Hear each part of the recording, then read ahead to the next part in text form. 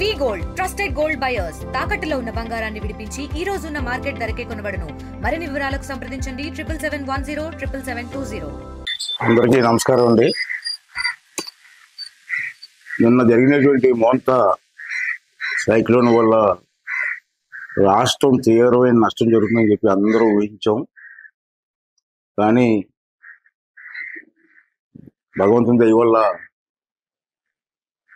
తక్కువ నష్టంతో బయటపడినందుకు నా ఆనందాన్ని వ్యక్తం చేస్తున్నాను. ముఖ్యంగా మనం చెప్పవలసింది ఏంటంటే, మన ముఖ్యమంత్రి గారు నారా చంద్రబాబు నాయుడు గారు, డిప్యూటీ సీఎం గారు పవన్ కళ్యాణ్ గారు ఈ తుఫాను తీవ్రతను ముందుగానే ఊహించి అధికార యంత్రాన్ని అలాగే ప్రజల్ని అప్రమత్తం చేసిన సంగతి మనం చూసాం. దీనివల్ల ఏమైందంటే అందరూ కూడా అప్రమత్తమై ఎక్కువ నష్టం జరగకుండా తక్కువ నష్టంతో బయటపడే అవకాశాలు మనకు కల్పించాయి.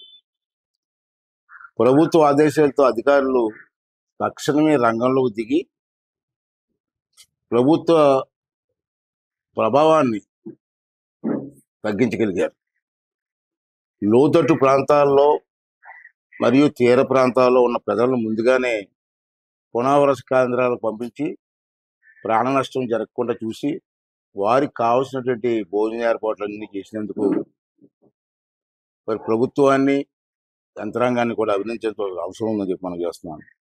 అలాగే మంత్రులు, నియోజకవర్గ ఎమ్మెల్యేలు, మండల స్థాయి నాయకులతో పాటు పార్టీలకు అతీతంగా అన్ని పార్టీల వారు కూడా పనిచేయడం, ప్రజలను ఆదుకోవడం మనందరం కూడా అభినందించవలసిన విషయం అని చెప్పి ఈ సందర్భంలో మనం చేస్తాం. అలాగే ముఖ్యంగా మండలాలు, పంచాయతీల్లో క్షేత్రస్థాయి చివరి ఉద్యోగస్తు స్వీపర్ల వరకు కూడా అందరూ కూడా కష్టపడి పనిచేశారు. ఉన్నత స్థాయి అధికారులు అయితే బాధ్యతతో పనిచేశారు. వాళ్ళందరినీ కూడా మన అందరం కూడా మనస్ఫూర్తిగా అభినందించవలసిన అవసరం ఉందని కూడా ఈ సందర్భంలో మనం చేస్తాను. అలాగే రోడ్లు పైన పడిపోయిన చెట్లను వెంటనే తొలగించుతూ రవాణాగా అంతరాయం కలగకుండా అధికారులు అద్భుతంగా పనిచేశారు. రాష్ట్రంలో ఉన్నటువంటి అధికారులతో పాటు కింద స్థాయి పంచాయతీ స్వీపర్ల వరకు ఎంతో బ్రహ్మాండంగా పనిచేశారు. వాళ్ళందరికీ కూడా మనస్ఫూర్తిగా ధన్యవాదాలు, అభినందనలు కూడా తెలియజేస్తాను. అదేవిధంగా ముఖ్యమైన విషయం ఏంటంటే, ప్రజలందరూ గమనించవలసింది, ఈ వర్షాలకు తడిసి ఎక్కడైనా ఇల్లు పడిపోతే, ఇల్లు లేని డ్యామేజ్ అయితే, ఎక్కడైనా డ్యామేజ్ అయితే వెంటనే మీ మండలంలో ఉన్నటువంటి ఎంఆర్ఓ ఆఫీస్ గారికి మీరు అన్నీ తెలియజేయండి. ఆ ఇల్లుకి కావాల్సిన మరామతులకు కావాల్సిన డబ్బులు కూడా ప్రభుత్వం నుంచి వచ్చి ఏర్పాటు జరుగుతుందని చెప్పి ఈ సందర్భంలో మేము అందజేస్తాను. అలాగే ఈ వర్షాల వల్ల పశువులు గడ్డి తడిసిపోయింది. అంచేత పశువులకి మేతకి ఇబ్బంది అవుతుంది. కాబట్టి ఇప్పుడు ప్రభుత్వం ఈరోజు ఉదయం ఆదేశాలు వచ్చాయి మా అందరికీ.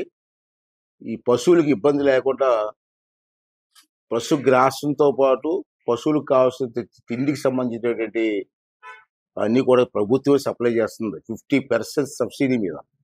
ఇది గమనించండి, 50% సబ్సిడీ మీద పశువులు ఉన్న వాళ్ళు, ఆవులు కానీ గేదెలు కానీ ఉన్న వారందరూ కూడా మీ మండలంలో ఉన్నటువంటి అధికారులకు తెలియజేస్తే మీకు 50% సబ్సిడీ మీద పశువులకు కావాల్సిన తిండికి సంబంధించిన వ్యవహారంలో వాళ్ళు వెంటనే మీకు అందజేస్తారు. దాన్ని కూడా రైతులందరూ గమనించి ఆ అవకాశాన్ని తీసుకొని పశువులకు ఇబ్బంది లేకుండా చూడవలసిన బాధ్యత రైతులందరూ కూడా తీసుకోవాలని చెప్పి ఈ సందర్భంగా మీకు మనవి చేస్తూ, మరి ఈ కార్యక్రమంలో అందరూ పై అధికారుల నుంచి కింద స్థాయి అధికారుల వరకు అందరూ కష్టపడి పనిచేశారు.